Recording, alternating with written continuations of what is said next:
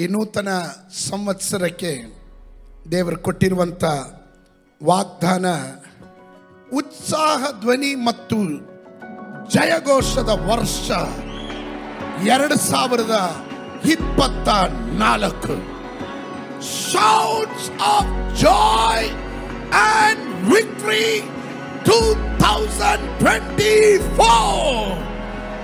ದೇವರ ಆತ್ಮನು ನನಗೆ ಹೇಳಿದನು, ನನ್ನ ಜನರಿಗೆ ಹೇಳು, ಅವರ ಸಂಕಟ ಮುಗೀತು, ಅವರ ದುಃಖ ಮುಗೀತು, ಅವರ ಕಣ್ಣುನೀರು ಮುಗೀತು.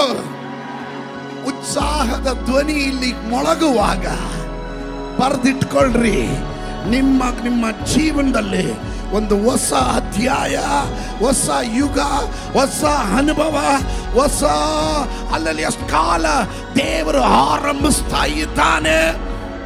ಅದು ನಂಬುವವರು ಮಾತ್ರ ಗಟ್ಟಿಯಾಗೋದು ಆಮೇಲೆ ಹೇಳ್ರಿ.